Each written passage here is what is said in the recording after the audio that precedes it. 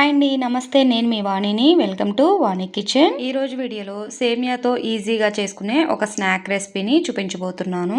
మీరు ఏదైనా వెరైటీగా ఈవినింగ్ స్నాక్స్ లోకి చేసుకోవాలి అనుకుంటే కనుక ఇలా సేమియాతో ఒకసారి ట్రై చేయండి, చాలా బాగుంటాయి. ఇప్పుడు లేట్ చేయకుండా ఈ సేమియాతో స్నాక్ ని ప్రిపేర్ చేయడం కోసం ఒక బౌల్లోకి 1 కప్పు సేమియాని వేసుకోవాలి. నెక్స్ట్ ఇందులోకి ఒక 2-3 క్యారెట్లని చిన్న ముక్కలుగా కట్ చేసుకొని మిక్సీలో గ్రైండ్ చేసుకొని వేసుకోవాలి. మీరు క్యారెట్లని తురుమైనా వేసుకోవచ్చు. నెక్స్ట్ ఇందులోకి ఒక మీడియం సైజ్ ఆనియన్ని చిన్నగా కట్ చేసుకొని వేసుకోవాలి. ఒక 2 పచ్చిమిర్చిని ఇలా చిన్నగా కట్ చేసుకొని వేసుకోవాలి. కొంచెం పుదీనా, కొత్తిమీర వేసుకోవాలి. మనం ఏ కప్పుతో అయితే సేమియాలు తీసుకున్నామో అదే కప్పుతో 1 కప్పు బియ్యం పిండిని వేసుకోవాలి. రుచికి సరిపడినంత ఉప్పు వేసుకోవాలి. 1 స్పూను జీలకర్ర వేసుకోవాలి. క్యారెట్, సేమియా, బియ్యం పిండి అంతా కలిసే విధంగా బాగా కలుపుకోవాలి. ఇలా కలుపుకున్నాక ఇందులోకి ఒక 1/2 గ్లాస్ వరకు వాటర్ని యాడ్ చేసుకొని కలుపుకోవాలి.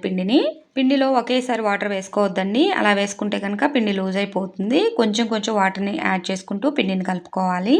వీడియోలో చూపించిన విధంగా ఈ కన్సిస్టెన్సీలో పిండిని ప్రిపేర్ చేసుకోవాలి. ఈ పిండిని మనం ఒక 30 మినిట్స్ నానబెట్టుకోవాలి. సేమియా నానడానికి టైం పట్టిద్దండి. మనం వెంటనే ప్రిపేర్ చేసుకుంటే కనుక ఇవి గట్టిగా వస్తాయి. ఒక 30 మినిట్స్ తర్వాత పిండి మొత్తాన్ని మళ్ళీ ఒకసారి బాగా కలుపుకోవాలి. మీకు పిండి కన్సిస్టెన్సీ మరీ గట్టిగా అనిపిస్తే ఇంకొక 1 టేబుల్ స్పూన్ వరకు వాటర్ని యాడ్ చేసుకొని పిండిని కలుపుకోవాలి. నాకైతే పిండి కన్సిస్టెన్సీ కరెక్ట్గానే ఉందండి. నేను అందుకోసం వాటర్ని ఏమీ యాడ్ చేయడం లేదు. ఇలా పిండి మొత్తాన్ని కలుపుకున్నాక కొంచెం పిండిని తీసుకొని ఇలా రౌండ్గా బాల్ లాగా ప్రిపేర్ చేసుకోవాలి. నెక్స్ట్ ఒక కవర్ని తీసుకొని దాన్ని శుభ్రంగా కడుక్కొని ఇలా పిండిని ఇలా రౌండ్గా వడలాగా ప్రిపేర్ చేసుకోవాలి. ఇలా డైరెక్ట్గా ఆయిల్లో వేసుకోవచ్చు.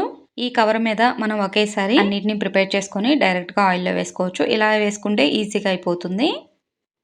వీటిని ఫ్రై చేయడం కోసం స్టవ్ మీద ఒక ప్యాన్ పెట్టుకోవాలి. అందులోకి డీప్ ఫ్రైకి సరిపడినంత ఆయిల్ వేసుకొని ఆయిల్ బాగా హీట్ అయ్యాక గ్యాస్ మీడియం ఫ్లేమ్కి టర్న్ చేసుకొని ఒకదాని తర్వాత ఒకటి ఆయిల్లో పట్టేంత వరకు వడల్ని వేసుకోవాలి. మనం గ్యాస్ మీడియం ఫ్లేమ్లో పెట్టుకొని ఫ్రై చేసుకుంటేనే ఇవి లోపల కూడా మంచిగా ఫ్రై అయిపోయి టేస్ట్ బాగుంటాయి.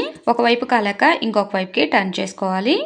అటు ఇటు తిప్పుకుంటూ 2 వైపులా ఈవెన్గా ఫ్రై చేసుకోవాలి. ఇవి ఫ్రై అవడానికి ఒక 5 మినిట్స్ అయితే టైం పట్టిద్దండి.